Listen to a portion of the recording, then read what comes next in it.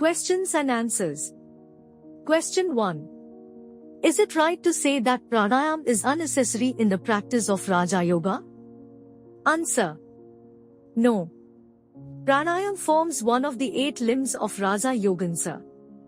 Question 2. Is it dangerous to practice pranayama without the assistance of a guru, teacher? Answer. People are unnecessarily alarmed. You can practice ordinary pranayama exercises without the help of a guru. A guru is necessary if you want to practice kumbhaka or retention of breath for long time and unite apna with Paramahansa. The books written by realized yogins can guide you if you are not able to get a guru. But it is better to have a guru by your side, or you can get the lessons from him and practice them at home. You can keep regular correspondence with him. You can retain the breath from a half to 1 or 2 minutes without any difficulty or danger. If you cannot get a realized yogi, you can approach senior students of Yogananda. They also can help you. Question 3. Will the practice of pranayama alone awaken the sleeping Kundalini Shakti? Answer.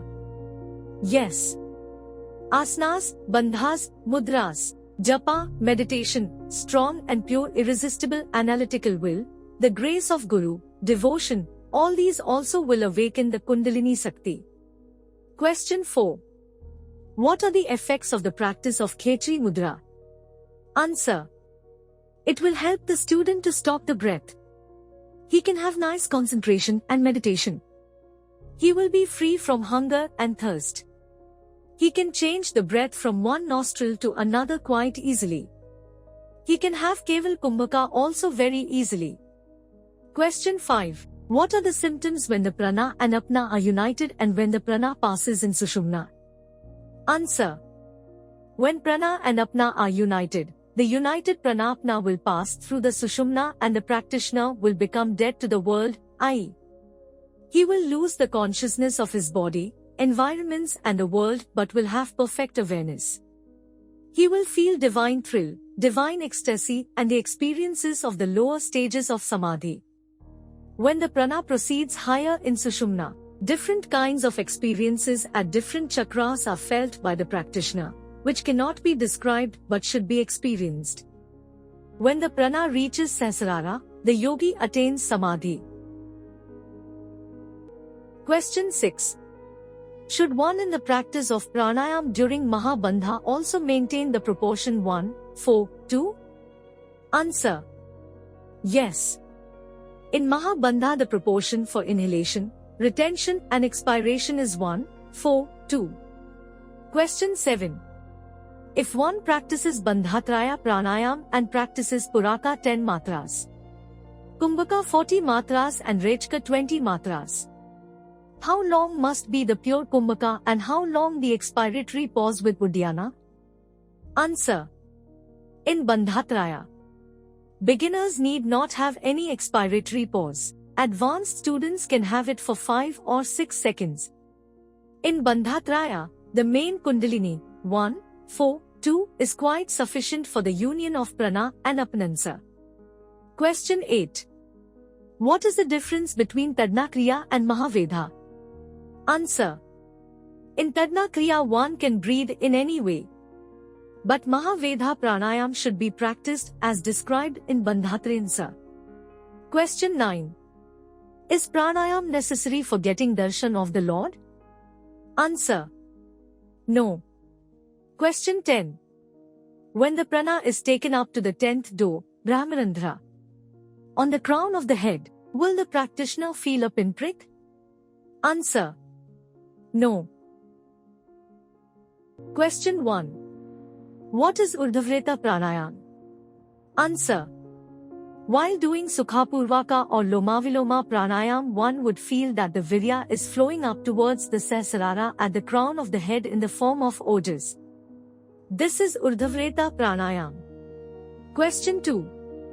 If I try to keep the ratio 1:4:2 when I practice pranayam, I am not able to concentrate on my Ishta Devta. If I try to concentrate, I cannot keep up the ratio 1:4:2. Kindly advise what to do. Answer. Try to keep the ratio for 2 or 3 months. A strong habit will be formed and the ratio will be kept up automatically. Then you can concentrate on your tutelary deity. Mind can do only one thing at a time. Question 3. What is the object of inhaling through the left nostril and exhaling through the right nostril and vice versa? Answer. This will make the breath rhythmical, steady the nerves and the mind and allow the Sushumna Nadi to flow, which will be beneficial for meditation. It will keep up a perfect harmony in the system. The 5 fossas will vibrate rhythmically. Question 4. Can there be any dangerous result in the practice of pranayama as some people think? Answer. There is no danger in practicing pranayama, asanas, etc. If you are careful, and if you use your common sense.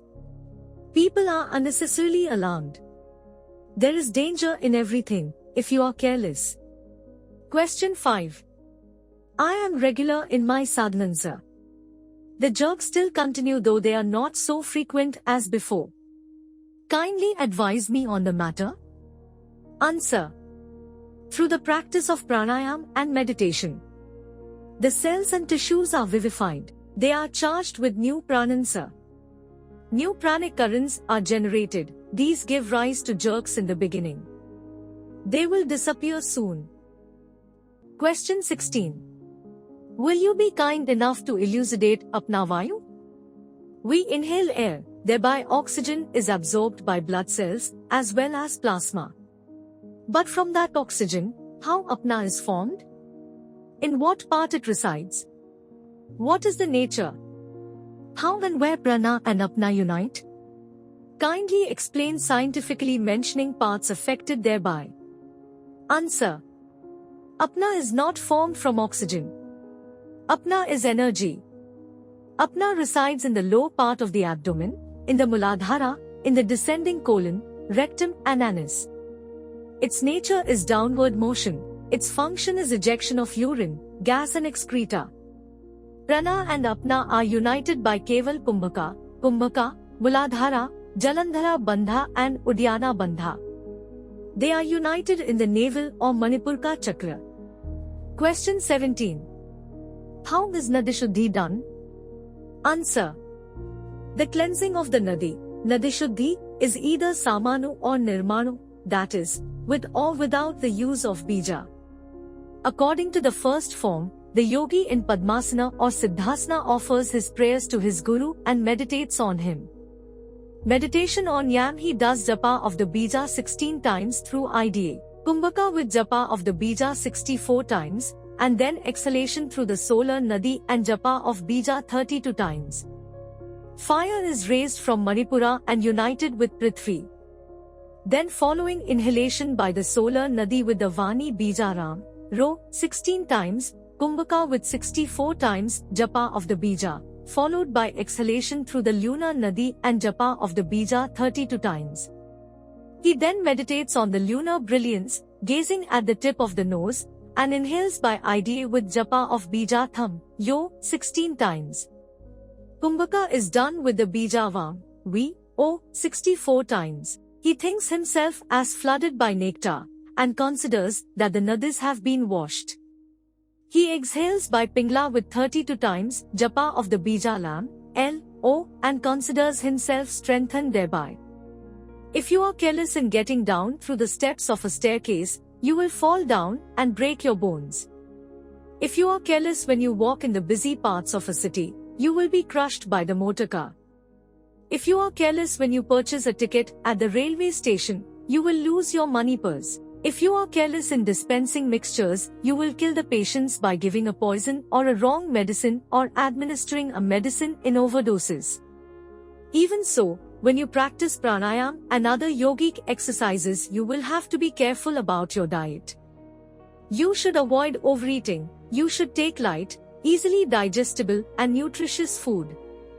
You should not go beyond your capacity in retaining the breath. You should first practice inhalation and exhalation only, without retention of breath, for 1 or 2 months. You should gradually increase the ratio from 1:4 2 to 16 hours 64 minutes and 32 seconds, you should exhale very slowly.